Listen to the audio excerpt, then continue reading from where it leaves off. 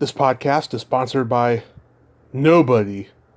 Hey dudes, welcome to Splat from the Past, the only 80s themed horror sci-fi show where things can get totally radical.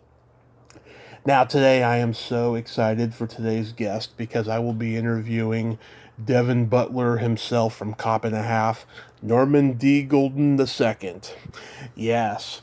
You all remember that movie from back in the 90s? It was a play on the buddy cop genre. A little kid teams up with Burt Reynolds, a tough cop, and they're solving a mafia case. It's a hilarious movie from 1993. The Fonz himself, Henry Winkler, directed it. I'm going to have Norman on the show today. We're going to talk about that movie. And Norman went on to actually get involved in a lot of um, charitable activities, regarding juvenile diabetes and cancer and so forth. And he did some TV movies based on his charitable causes. And we're going to talk about all that stuff today. He's got a reality show called Hollywood Kid out, and it's going to be a great conversation. He's my age, and so we're going to relate, and it's going to be awesome. So yeah, here is my interview with Norman D. Golden II. Hey Norman, welcome to the show. How are you today? I'm doing well. How are you doing, man? I'm great, man. How are you? Yeah, I'm doing all right. It's a beautiful sunny day over where I am in California, so in LA. So can't complain. Yeah, we got that over here in Redding. It's nice and sunny out here too. Yeah, you can't really complain too much on a Sunday day. I mean, you can, but sunny days are great. Exactly. This is Yeah. such a great honor. Thank you for taking the time today. Oh, no problem, no problem. Thanks for reaching out and even wanting to take the time to chat. I appreciate it. My pleasure. So, going back in time, at what age did you officially start gravitating toward acting? Ooh, early in life, actually. Yeah. I think that's. I guess that's like a two-pronged. There's a two-pronged answer to that. I think I gravitated to, theatrical, improv and all that kind of stuff. I was really, really young. I was maybe 3, 4 years old. I would always, come up with these little skits and enroll, my family members, uncles, aunties, sisters, parents, anyone that I could get, involved in, these sort of like little skits or whatever I would. And then taking more of a professional interest. Right. That was around 6. And even still, being so young, you don't really know what show business really is about. Right. You watch TV and you see kids that look like you, and you're like, you're kind of old enough. You're old enough to know that this is it's make believe, it's TV, but it looks like these people are having so much fun, Right. doing this type of work. You know what I mean? So Yeah. I would say earliest 3 years old, and then at 6 is when I really expressed interest to my parents of wanting to pursue a career in acting. Were you the kid who used to entertain the family after dinner? Yeah, I was that kid. Although I have to say it was a little interesting for me because I wasn't the wildly extroverted, like just coming up with all this stuff. Like, I mean, it would be in a subtle way. You know what I mean? Like Right. it was like I said, I would engage. Like I would be talking to, let's say, my uncle, and before you know it, we're in this like whole world of like make believe, and even to this day, like I don't know how you got me to do that, but like we would go on for like an hour. Where we're like in this world. You know what I mean? Exactly. I used to perform for the family after dinner. I'd put on imaginary Saturday Night Live sketches where I would play every character, and they would just be laughing because I'd be running off and changing my clothes and then going back and stuff like that. Yeah. I know exactly what you mean. Yeah. Where did you do school plays? never did school plays because I got, my acting career actually started when I was so young. So I guess, the equivalent of my first school play was an actual role on a television show. Oh, okay. So that, I was when I landed my first professional theatrical role. It was a show called True Colors, and I actually ended up getting It's weird how that happened because I ended up getting offered a recurring role on that show from a guest star role. So I went from I was hired to be a guest star, but then they wanted to write me in as a reoccurring character. But the season that they did that, because True Colors only lasted 2 seasons because a lot of reasons. I mean, mainly 2 of the lead characters actually died, and I don't think that I think the ratings weren't the greatest. So right. The network was already on the fence of like keeping it on track or on TV. So I ended up technically landing the reoccurring role for that show at 6, around 6. But then it didn't matter. They actually canceled it. So after that, I did, in between that and Cop and a Half, I did a Nissan Quest commercial. And then I auditioned for Cop and a Half. And I booked Cop and a Half when I was 7, and then we shot. I went into principal photography actually a day after my birthday in 92. Wow. Yeah. You're from Wisconsin, but raised in the Bay Area? Yep. Correct. Well, I was born in Wisconsin, so that's always a weird one. It's a weird question to answer because to say that I'm from Wisconsin is a bit of a stretch just because I don't remember much about it. I mean, I did spend some time in my teenage years back there in Wisconsin, but for the most part, I grew up here in LA, so I typically say I was born in Wisconsin, raised in LA. Nice. Yeah, I'm born and raised in San Mateo. Okay. Yeah. It's not the same place I grew up in. It's all changed now. It's all tech-based, Silicon Valley. Yeah, Silicon Valley, yeah. It's interesting because it's basically like that, where I was born. I mean, it's a completely different city. It's a Midwestern town, very small. Mm-hmm. At one point, it grew to a nice, sizable town.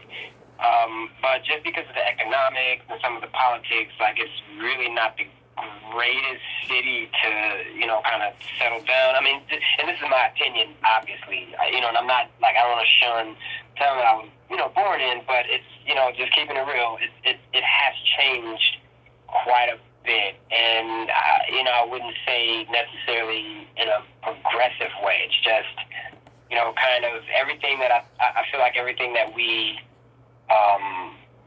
everything that we've kind of encountered, politically and socially within the past 3 or 4 years, that city pretty much personifies it. And I don't necessarily need to go into detail about that because I don't make this about politics. And once again, not to, shun, the city where I was born, but just once again, keeping it real. Like it's a place where, it's interesting. It's middle America, Midwest, typical, small town. I feel like, my parents obviously had, much larger, what can I say, like their aspirations in terms of like how they wanted to raise their family and all that stuff.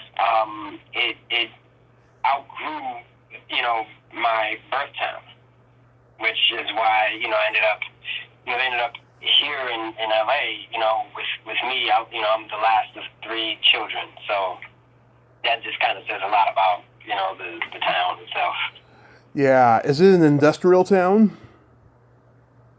Somewhat. It was. It wasn't, not to the lengths of, let's say, Gary, Indiana, but, there was the Case Foundry, the Case, Case Tractors, their foundry was there.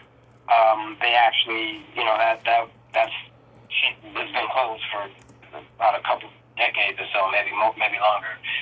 They had a couple of other tractor plants there, but a lot of those places are closed. I mean, I think Johnson Wax is the main, like, business that pretty much, I mean, I would say he pretty much owns the town. I mean, he's got a lot of, real estate with just his, the building, the headquarters for S.C. Johnson Wax is there in Racine. So you got them there, and then a little while back, you got the neighboring city, Kenosha, which had American Motors, it's turned into Chrysler, and then it turned into Daimler Chrysler, then it went back to Chrysler LLC, then it went to FCA, and I don't know what it is now, so it's a big car company, you know what I'm talking about. Yeah.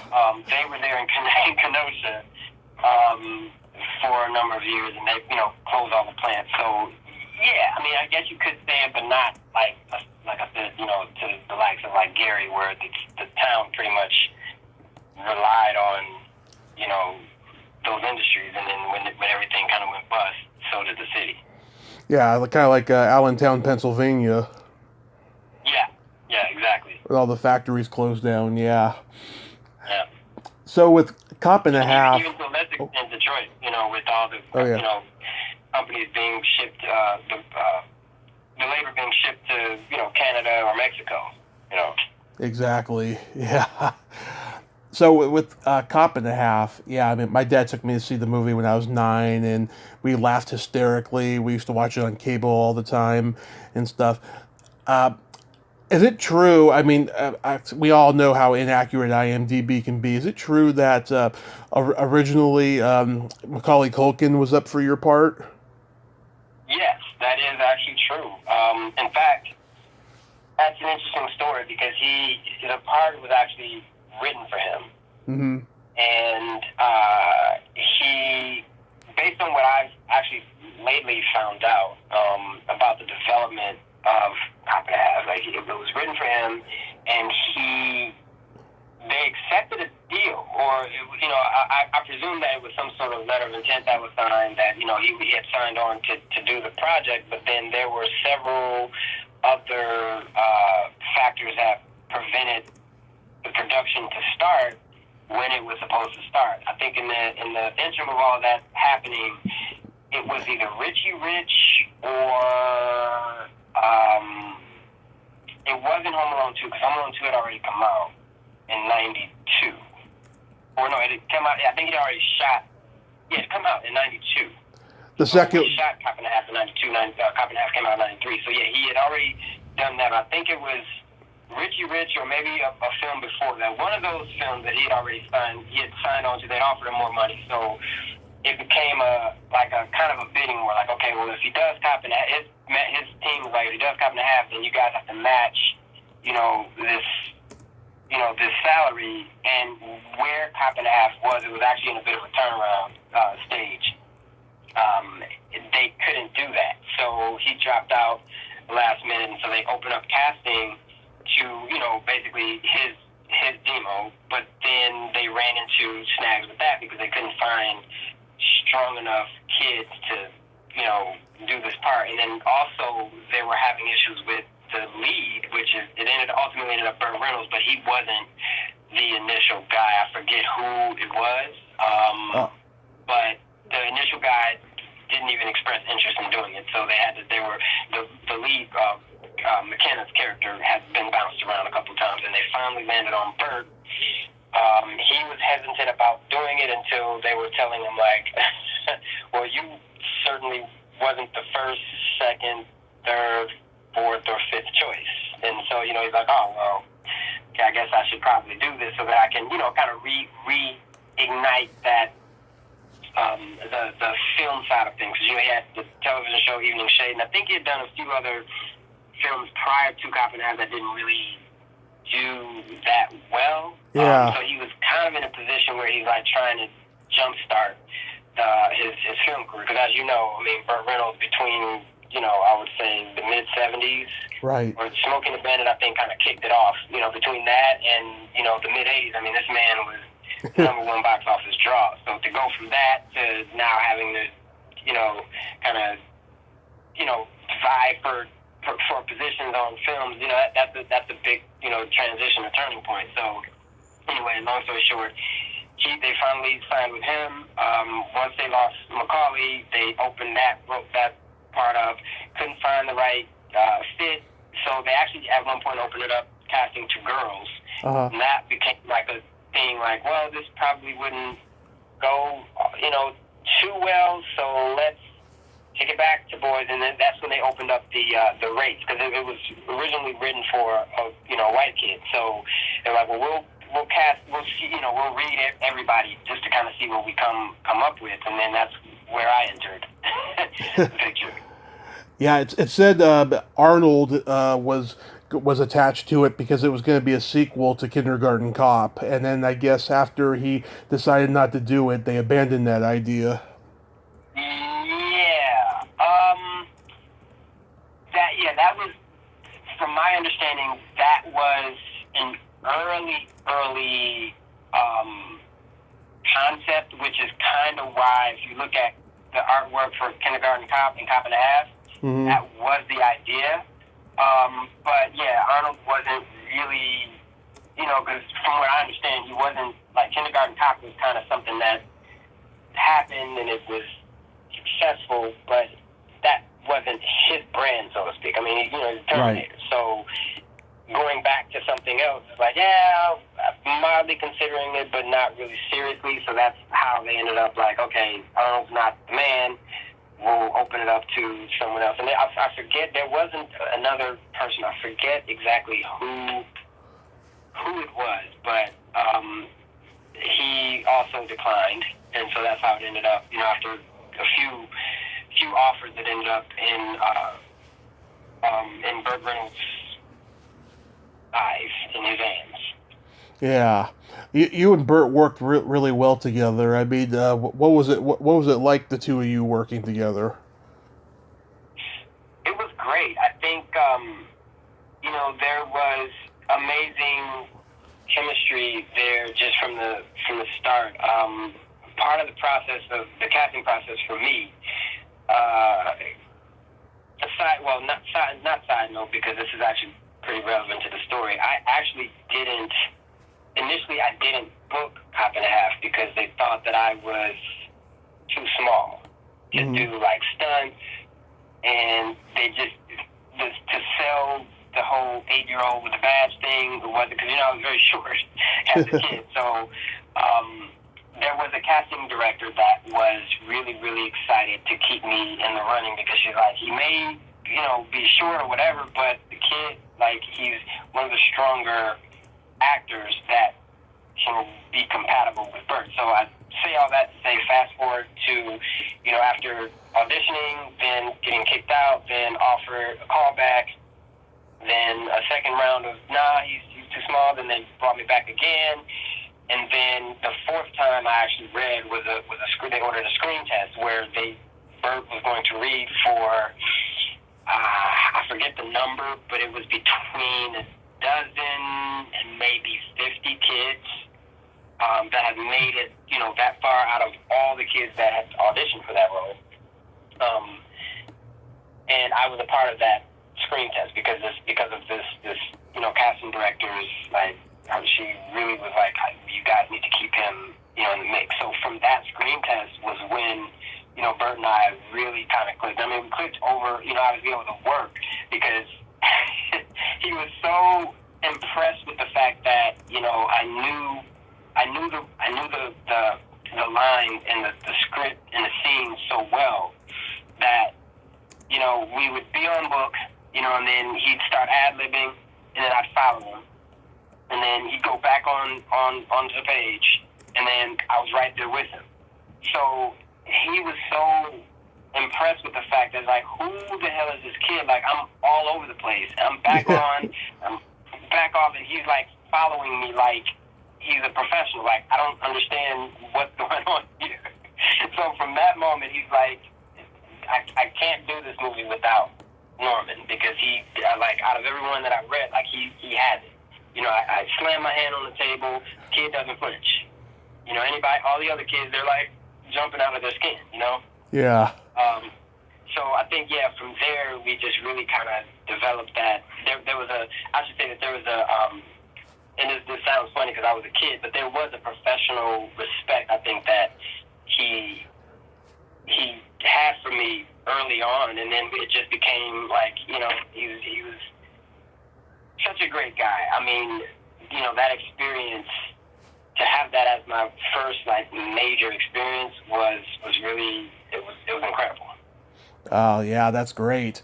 Did Ruby Dee mentor you on set? Oh, absolutely. She was an absolute. I mean, just she was grandma. You know, Yeah. it was so weird. Funny story. I remember in between,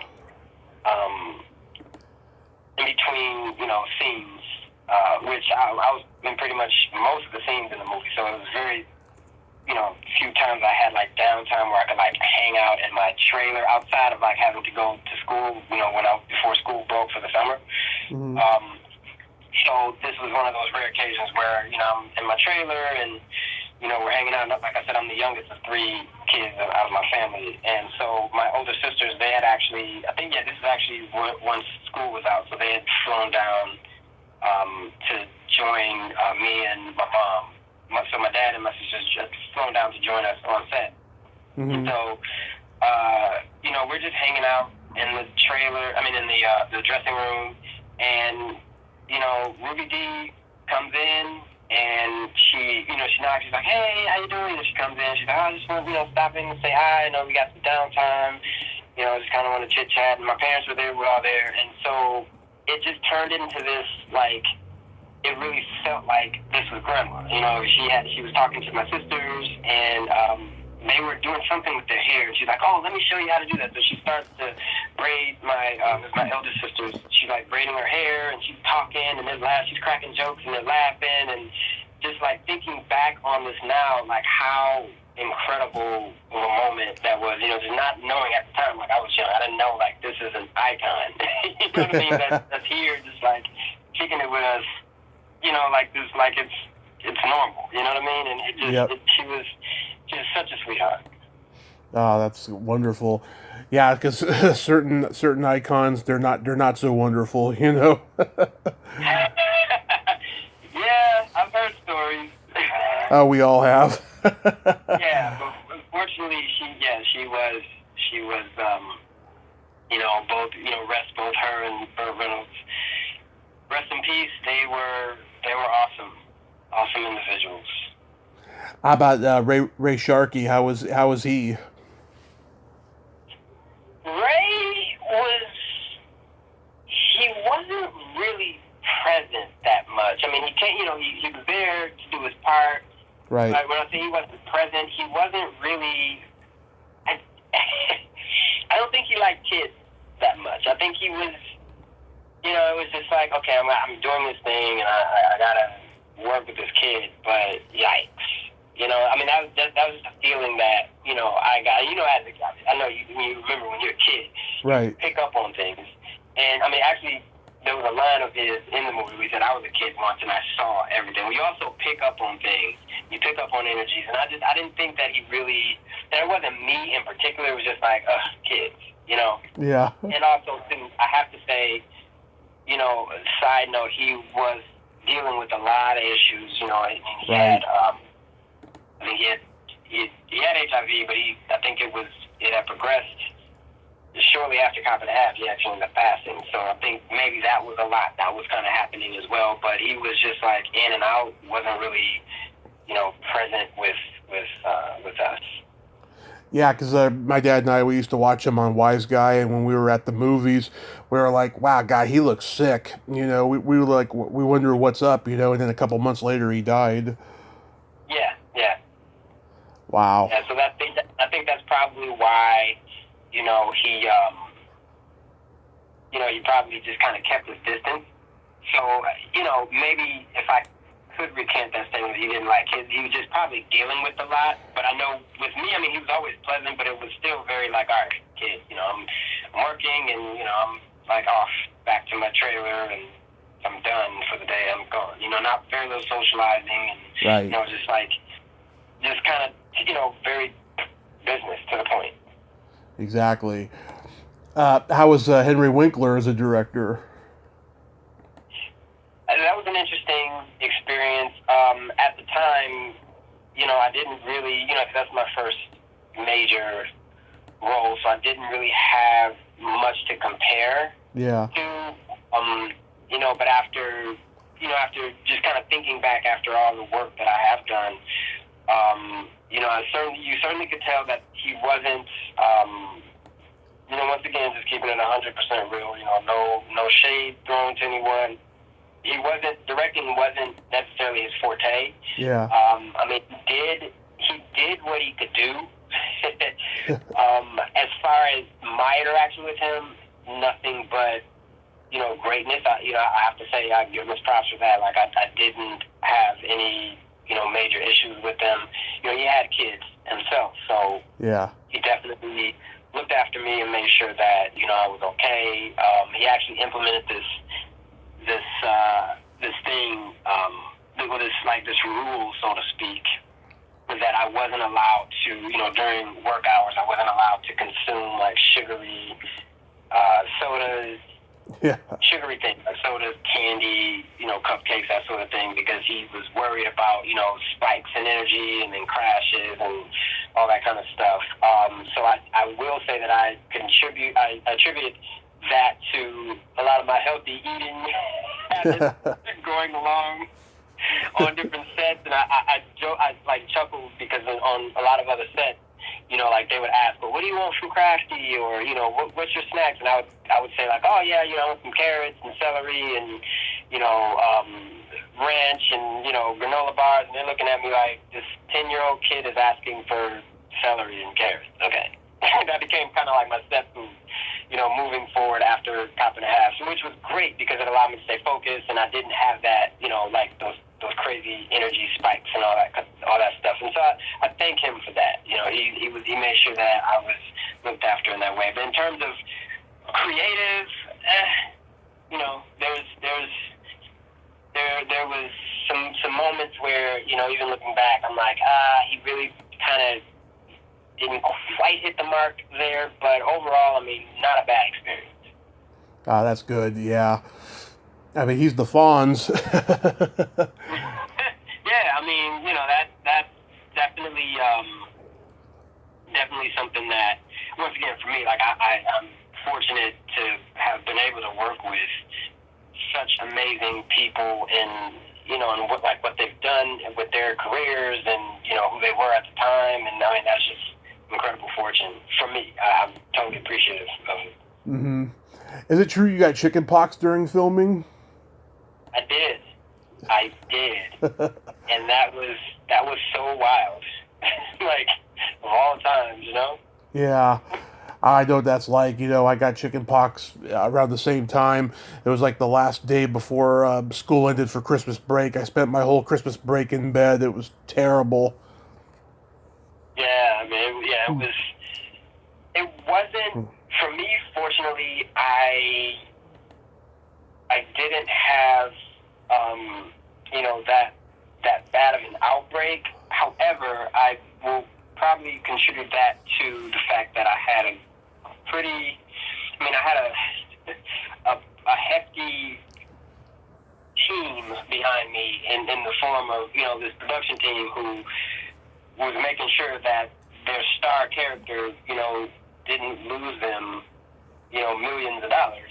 Right. Because I'm out, you know, sick with the chicken pox for 2 weeks during the middle of filming. So, you know, I was able to see, you know, a couple of doctors that, you know, I mean, I had this medication that I had to take, and literally, dude, within like a week or so, things were back to normal.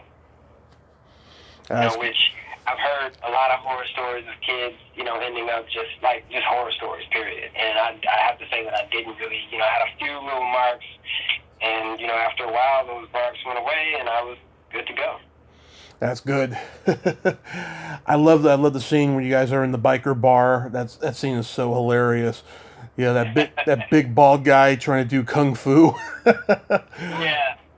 A lot of those guys. Yeah, that was an interesting scene to shoot with the breakaway glass. Yeah. That was my first probably real, like, kind of, and I'm joking here when I say this, like, it was a little traumatizing for me a bit because I didn't know that the glass was breakaway, and I also didn't know that was part of the scene. Because we started the scene, we blocked the scene differently than how we shot it. and they made some last minute changes to facilitate some other things that happened. The girl or the lady flying through the little cutaway, and then them ending up over by the pool tables and all that. Yeah. So I guess the last minute shift happened without me actually kind of knowing what was happening, but it was still good because I knew where I was supposed to be and what I was supposed to say and how everything happened. But and you probably could see this or remember this in my expression. So the breakaway glass when he was hit over the head with the beer bottle, I didn't know that was going to happen. Oh, yeah. So when it happened, I was like, oh my God, like he just got hit over the head with a glass. Yeah.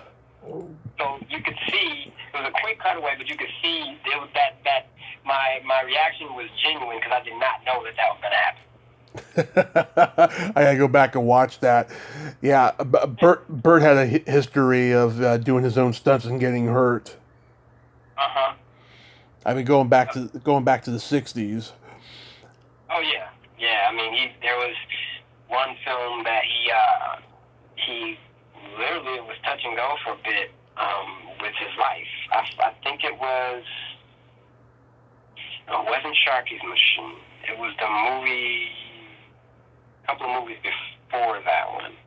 And actually, interestingly enough, it was a bar scene. It was a bar fight where now you may have heard of this particular one, but it landed in the hospital and he was like out of it. He got decked in the head with like some sort of object, and basically the fight scene it got a little too real. Oh yeah, you're talking about City Heat. City Heat. That's right. The one. Yep. Right. Yeah, that was crazy. He broke his TMJ joint. Yeah. Mm-hmm. Oh God, yeah. God, that must have hurt him. And I remember hearing the stories about that and how when they were blocking the scene, they were kind of struggling with the realism of it and how do we make this look as real as possible, pushing the edge. And he was working with a couple of people that didn't quite. They weren't as trained, because Burt Reynolds, he was a stunt guy. That's what he did, stunts, and then he was an actor, so he happened to be able to do both pretty good. Right. Which that, because even in Cop and a Half, he took the reins of second unit a couple times just so that he could make sure that everything was. He was a guy that's big on safety and stuff like that. So I remember, he was sharing a little bit about that and how, it's imperative to we're filming and we're making these movies, but we may, push it to the limit, but this is real life. So we got to know that there are repercussions, consequences when we push that too far. And I remember they were talking about how the guys involved were during blocking, they were trying to get him to okay, go easy. I don't want you to, Bert is saying, I don't want you to hit me for real. You don't have to do that. Just make it look, sell it on TV. So that was a complication going into that. So then when it actually happened, that actually really, that changed. I mean, he lost a lot of weight and, people thought he was sick and all this stuff, and it just kind of changed a lot of his lifestyle with the whole painkiller, all that stuff, painkiller addiction, and it all derived from that scene. I also love the Latin lady who's throwing the baseball cards out the window and you calm her down. Mm-hmm. That's a good scene too. Yeah, there's. Yeah, that was. Go ahead. That was a fun scene to shoot as well. I remember just being. I remember how the lady was just so. I was so what can I say? I don't even know. As you can see, I'm still trying to figure out cause she was so nice. Right. But she was also, and I don't know, maybe this is the first time that I really oh wow, feeling really how can I say this? Whoa, this pretty lady is she's so nice, and she's oh, cute kid, it's kind of embarrassed a little bit, like blushing a lot, Yeah. so to speak. But yeah, she was really, really, really, really nice And and fun. yeah, one of Devin's classmates is young Amanda Seales, who's had a pretty good career since then. Yeah. And Holland Taylor, I mean, she's gone on to have a huge career. Oh yeah. Yeah. Yeah. I watched her in there was a series called Hollywood. Yeah. It recently came out. I think it was last year. It came out. You know the do you know the one that I'm talking about? It's basically the story of what's Rock Hudson and those guys. Oh yeah, I know what you're talking about. Yeah, and it was interesting seeing her because she's older, obviously, but it was interesting seeing her because I remember, it was like it kind of jogged a lot of memories of working with her, as a kid. Yeah. So seeing that was pretty interesting. Yeah, it was called Hollywood. Yeah. That was the name of it. When the movie came out at the time, I mean, Burt was going through his divorce with Lonnie, I think, and I think some people were offended that the bullies put your head in the toilet and all that stuff. Do you remember if there was any serious backlash over that? Backlash over. I'm sorry. Could you? Of like the bullies putting your head in the toilet, and of course Burt going through his divorce with Lonnie at the time. Do you remember if there was a backlash of all of that? It kind of hurt the film.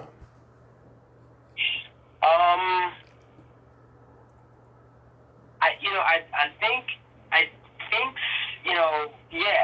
far as okay, yeah.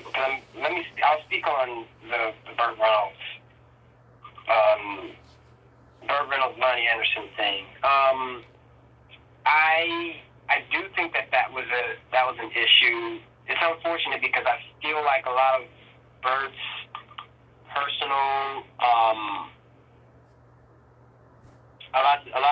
personal like situations kind of hurt the film in a sense because I think the critics and people alike were constantly, well, what about, even in promotions, they would try to promote the film and they're like, well, let's talk about you and Lonnie. And he's like, I'm promoting a film, like that's my personal life. I get it. You guys want to know because, I'm this man, I'm the man, blah, blah, blah. But, I do think that kind of hurt it a little bit, which was totally unfair to him and me and everybody else that spent so much time, working on this film.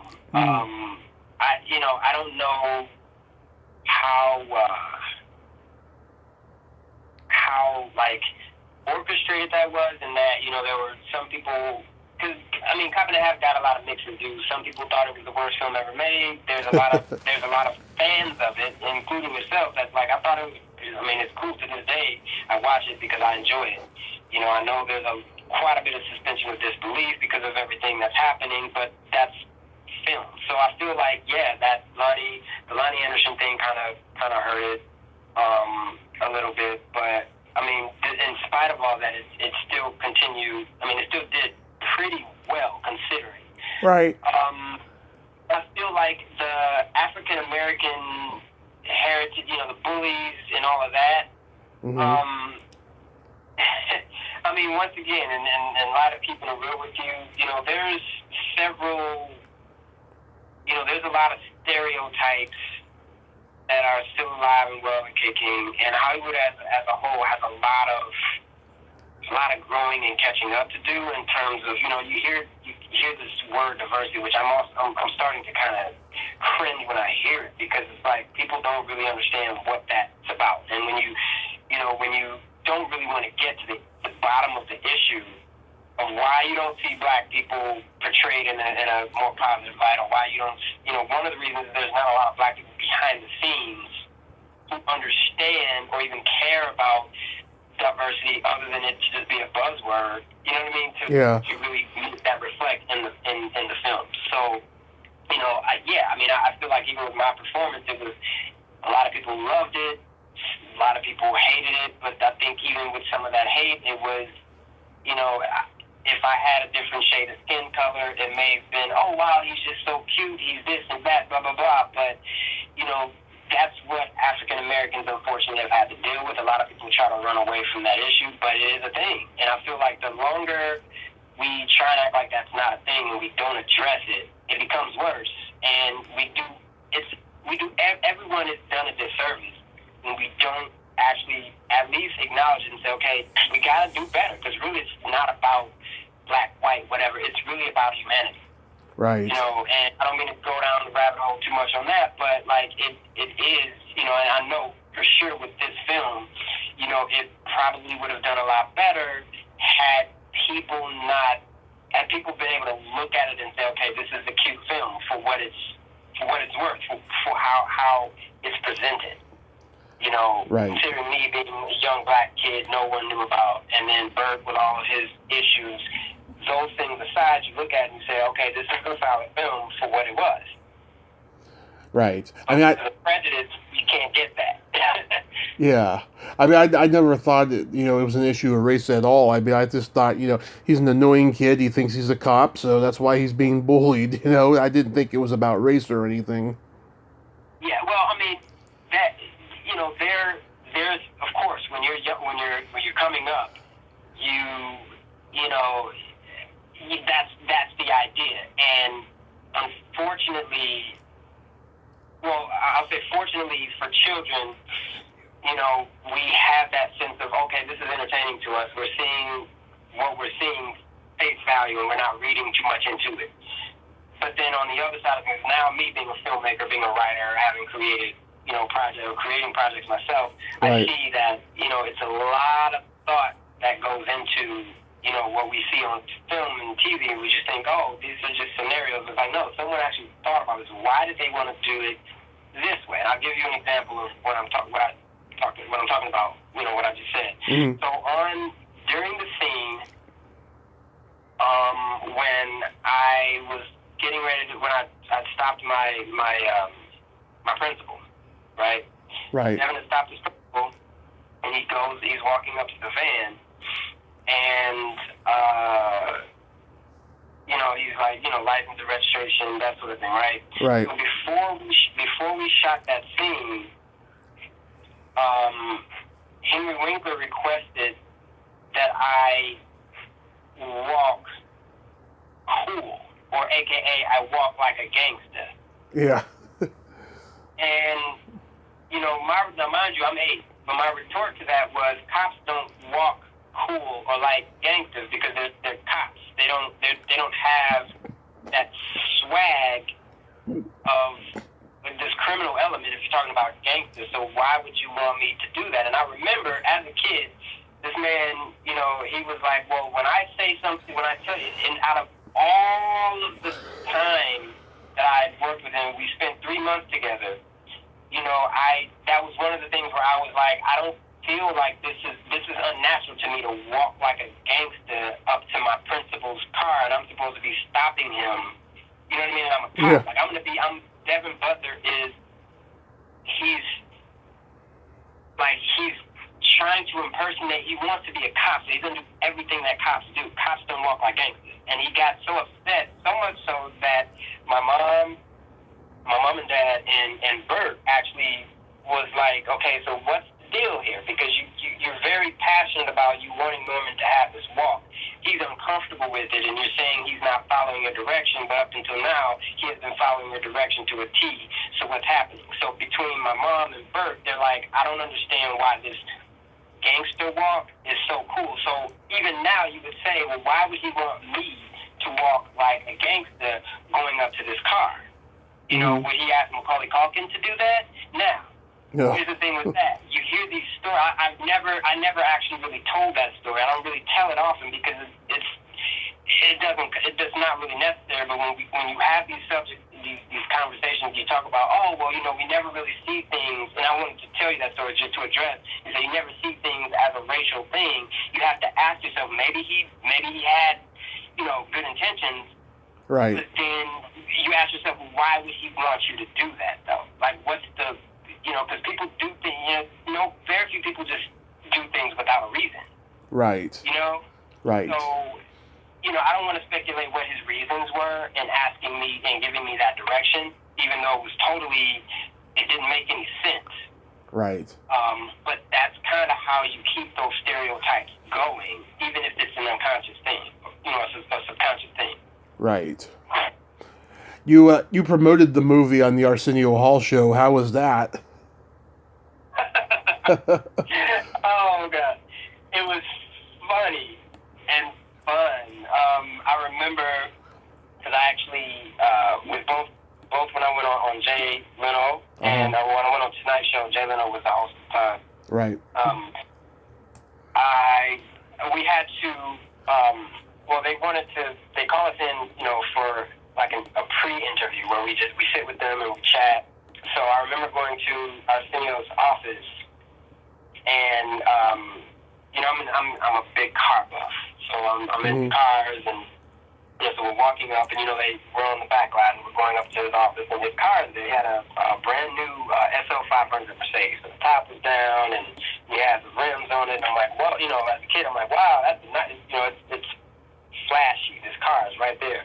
Yeah. So we go in, and I'm talking to him about his car, and I'm once again, even at 8, or at the time I think I was 8 still, because it was the same year we were promoting 5 and a half. So I hadn't turned 9 yet, but it was just 8-year-old talking to him about cars and engines and all that. So he was just really impressed. And he's like, man, so he's like, in a minute, I feel like I might have to just give you the car because you know more about it than I do. So I was like, hey, don't joke with me, man, because I'll take it. I don't know how to drive yet, but I'll take it. So we had that little banter. So when I go on the show, I forget it was a bet that he made me. I forget the specifics of the bet, but it was like if I did something or something didn't happen, he would give me the car, right? Right. So I was like, I'm gonna hold you to that. So anyway, long story short, we go, and so another thing happened. So they give out these gift baskets to their guests, the celebrity guests, right? So in these gift baskets, it could be like jackets or of course candy and all that kind of stuff. But they'll give you like apparel or whatever from the Arsenio the Hall show or whatever, and it'll have like his insignia. So in his gift baskets, he had these bathrobes. So I remember we got there. Bert and I, we hadn't seen each other in it was probably a good 6 months or so, maybe, because he's off doing his thing, and I was, we were in our separate corners of the world, once we finished filming, and we done all the other promo stuff. So we got together, and so it was just like, I guess you could say old times, and we're joking and like, hey, good to see you, blah blah blah. So Bert and his people, they came over to my dressing room, and he's like, did you get a robe? And I'm like, I don't know, because I hadn't looked at the basket. So he pulls the robe out of the basket, and it's this adult-sized robe. So I crack up laughing because I'm like, I'm not going to be able to wear that. And so my dad was like, well, I'll take it. So we joke, and so Bert's like, you know what, I have an idea.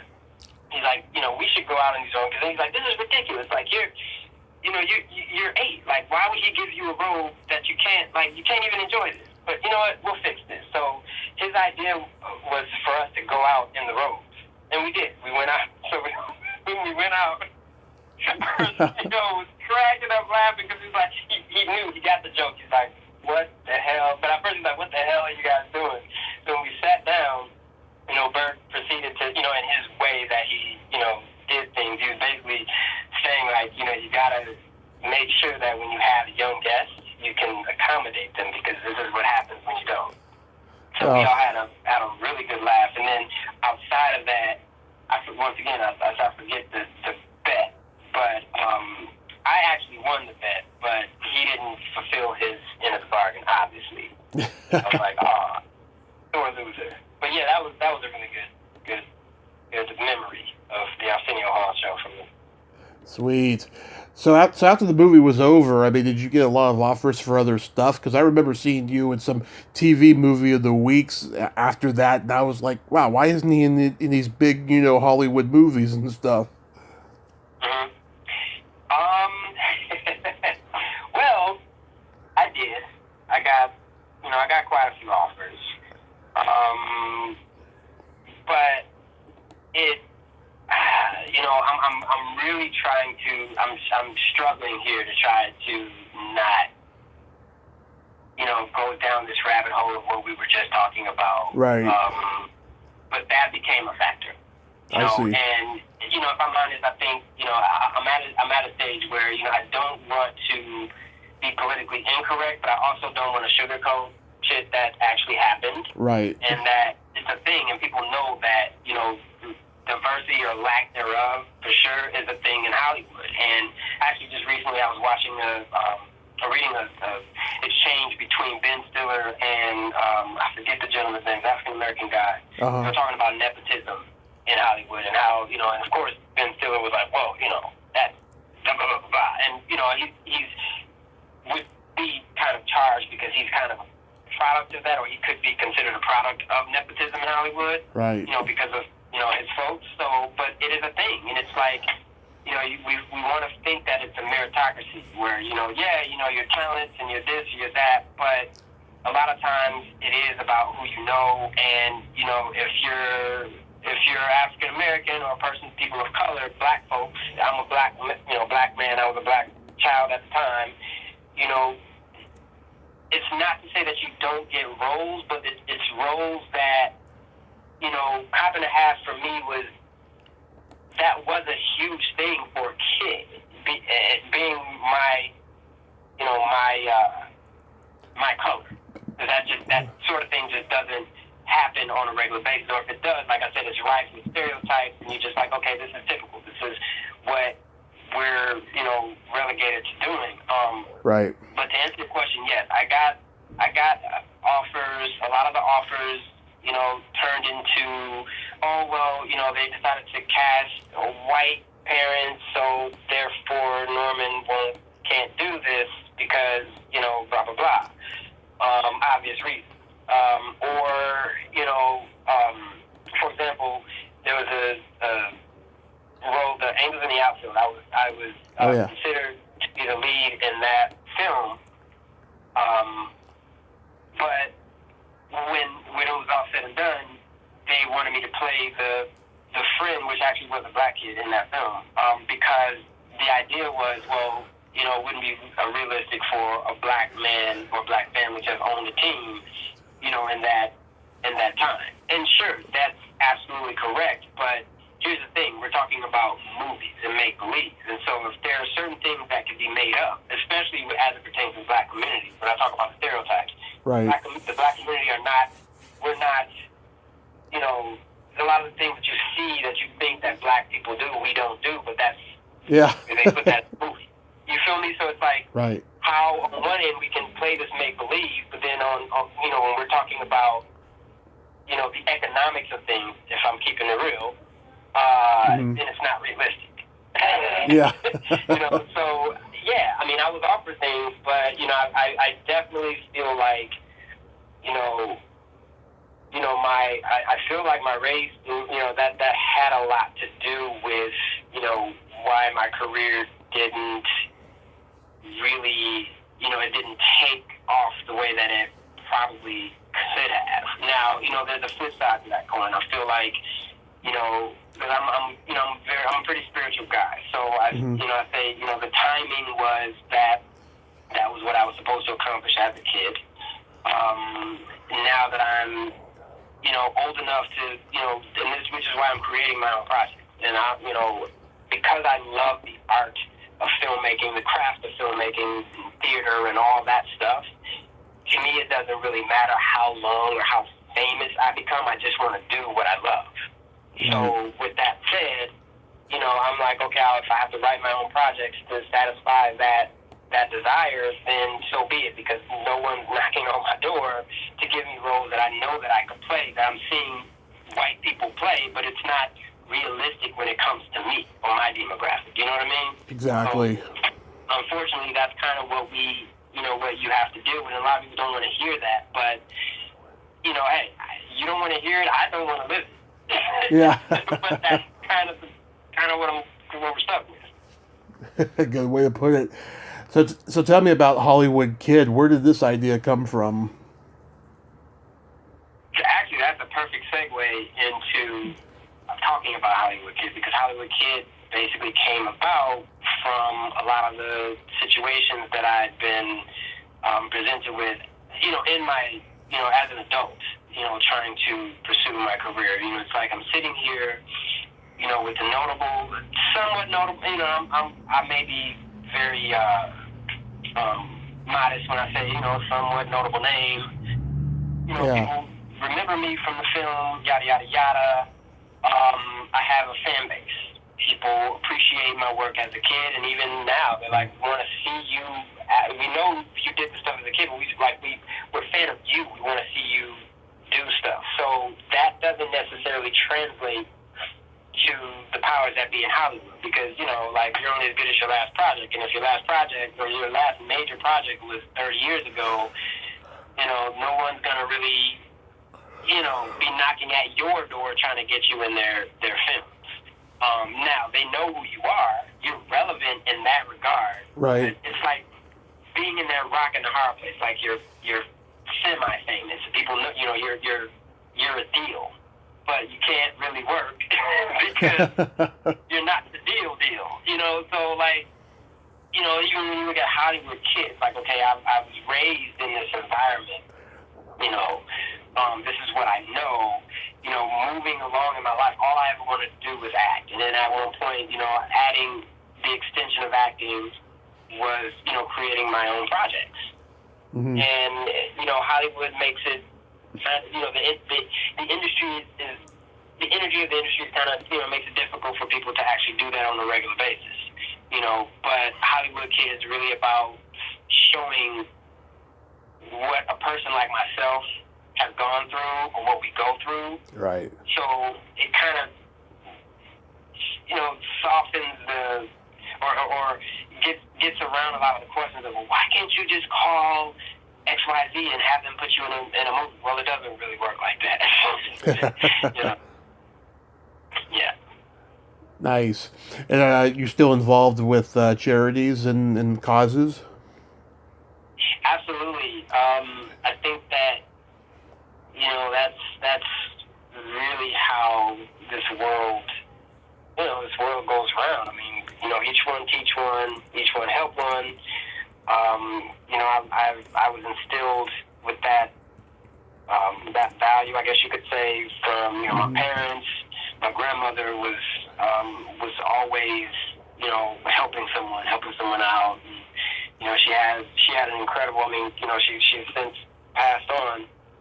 But I remember, just her homegoing celebration was amazing to, hear from all these people that she'd helped over the years. And, they tell stories of how they were, like if it hadn't been for, her name was Ludelia, but people called her Ludi.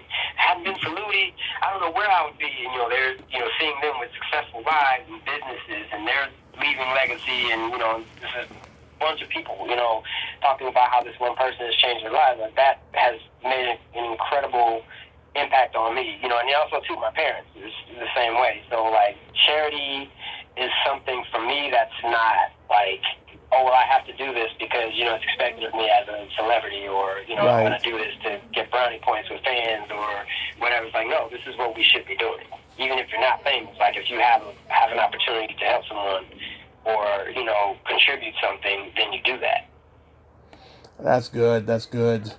Are there any particular causes you like dealing with the most? Not actually. There's a lot of like, I guess you could say, things that I've done, just kind of off the radar. I can't say that I get directly involved in like causes that are, like, for example, what's the one that comes to mind, like the Salvation Army or something like that, Right. But I have, like, I've contributed a lot of my time and effort to schools. Like I was a part of the Pencils of Promise, the organization that helps build schools in Laos and Ghana. I actually was planning to, I still might. I didn't get a chance to follow through with it because I had a couple of other life events happening, personally, that, I couldn't, I had to focus on that. But yeah, I was going to, I still plan to build a school in Ghana, West Africa, and for about a couple years, I supported, that cause. I actually, I would donate, and, I was invited to a couple of their galas there in New York. Really, really nice group of people, love the work that they're doing. That's one. Education is a big thing for me. So I actually was a part of, I was a board member for a school that I'd actually gone to as a kid, prior to, like last name. So I actually was able to give a nice sum of money back to that school to help them kind of do some updates and repairs, because it's been a while since they had been able to do that. So I'd really like to kind of do more grassroots work. I think Pencils of Promise is probably the only one that I've gotten involved with that's on maybe a grander level, but like I like to look for those gems that no one's really kind of, talking about, and like really focus on that, and help build, as well as, like I said, at least supporting some of the bigger causes, if that makes sense. Right. I wish you a lot of luck on that project. That sounds like it's going to be like a 2 or 3 year project, building something that big. Yeah, I mean, and the fundraising aspect of it, and, like you said, yeah, building it and all that, and bringing awareness around, why, because I'm a big fan of, like, people, like I mentioned before, people do stuff, but it's like, why are you doing what you're doing? Because if you don't really understand that, then you're just kind of doing it. And yeah, sure, your actions may help someone if you don't have, like, this grandiose why, but it just kind of helps to kind of know, like, why you're doing something, because, it keeps you driven to succeed. So with what you're saying, yes, it may take a while, but, I'm in it to win it. Nice. Yeah. So, are there any upcoming projects you'd like to mention? So I have, as you already mentioned, Hollywood Kid. That's out. That's streaming on Amazon Prime. I also have another short that I shot and released prior to Hollywood Kid. That's called Misperception.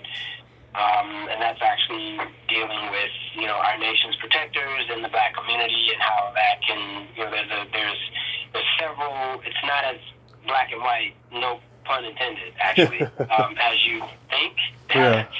There's several different things that goes into, why law enforcement personnel do what they do, as it pertains to protecting the community, and why the community sometimes are not privy to see exactly what, the underbelly of their own community that they're living in. Cops, they deal with a lot of shit that, frankly, most of us probably wouldn't want to. That's why they're there. So that's an interesting relationship. But the film itself, it tackles that issue of, cop versus community, young black male sort of thing. In a pretty tasteful way, if I may say so myself. So I got those two films. Both of them are streaming on Amazon Prime. I am actually working on expanding Hollywood Kid into a series, a limited series. I don't want to do anything that's like 2 or 3 or 4 seasons. I just want to be able to, basically tell a solid story of, kind of, what I've gone through, through the lens of me as an adult now, and how, the importance of perseverance and just, keeping your eye on a dream and a cause that's bigger than you, but not necessarily about you, to inspire other people, because that's really what we're all here to do. Mm-hmm. Yeah, so I have those two that are streaming. I have the Hollywood Kid project that I'm developing, and I'm as a producer and a writer, I'm involved with, a few projects that are, I'm not able to talk on due to NDA and all that kind of stuff. But Yeah. I have a few things up my sleeve. So you'll definitely be seeing me more so probably in the credits as a producer, executive producer. The Hollywood Kid, the series, I actually will probably play myself if given the opportunity. That's one thing that you can look out for. And then, like I said, there's about 4 or 5 other projects that are in various stages of development that are coming to light. And as I can speak on them as they move forward, then you guys will hear it. And if you follow my social media, you'll get all the juice. That is wonderful, Norman. I want to thank you so much for coming on today because I admire you a great deal, and I wish you nothing but the best with all these projects and these causes. Thank you, sir. I appreciate that. Thank you for having me on. It was good to chat with you. Yes, you have yourself a great day, and please stay safe. Awesome. Thank you. You as well. Okay, bye-bye. Well, there you have it. Norman D. Golden II. Ain't he a cool dude? What a nice guy, huh? I'm glad that I got to talk to him and stuff. He's very passionate and spiritual.